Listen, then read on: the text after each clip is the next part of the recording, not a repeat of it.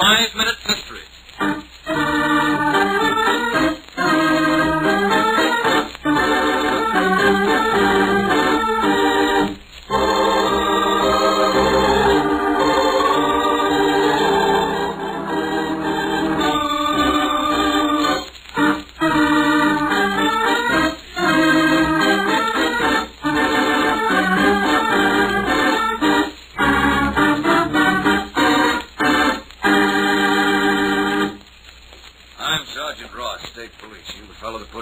Yes, Sergeant, my name is Tony Blake. I run this gas station. Let's have the details on the shooting. It's pretty lonely out here in this mountain road at night with just an occasional car or two going by, so I always keep my radio turned on. And you got the announcement of the gas station killing at Fremont Valley? Yeah. The minute it came over the radio, I had a hunch the killer would be heading this way. What did you do then? I set myself out in the road with my rifle. When did he come along? About 15 minutes after I heard the news on the radio. I heard the sound of a high-powered car moving very fast around Carton's Peak. That's about a half a mile from here. Yeah. Well, that told me he'd be here about half a minute. When the car came around the bend, I began waving my arms for him to stop.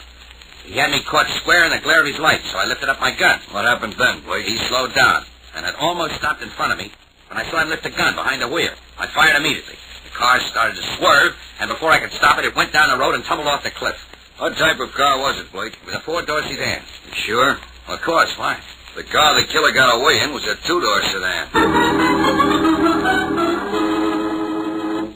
It's a pretty bad smasher. You recognize the man behind the seat? Shine the light on his face, Inspector. Good heavens! What's wrong, Blake? This is Charlie Thompson, the man from whom I leased my gas station. I'll tell you the truth. I have nothing to hide.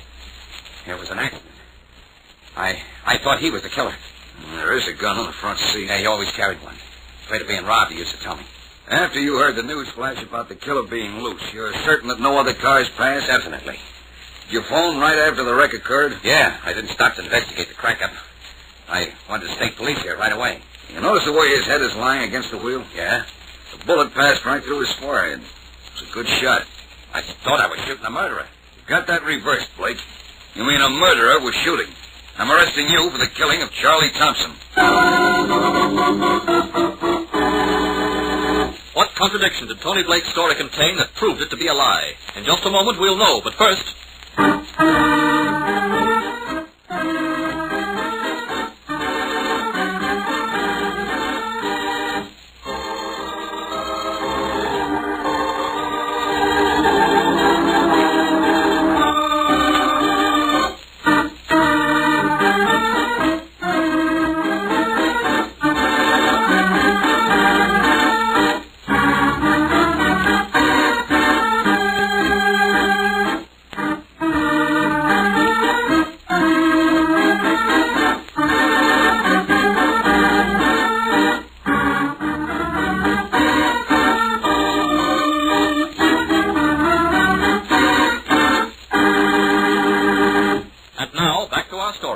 Crazy, Sergeant. I tell you, it was an accident. Your story told me it was deliberate murder.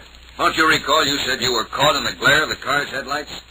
If that were true, how could you have possibly been able to see into the car's darkened interior, detect the driver raising a gun? Well, I thought I saw it. No, Blake, that story of the killer on the radio was just a good excuse for you to deliberately kill Charlie Thompson after you and he argued about his taking the gas station back from you. You shot him and then let his car roll over the cliff.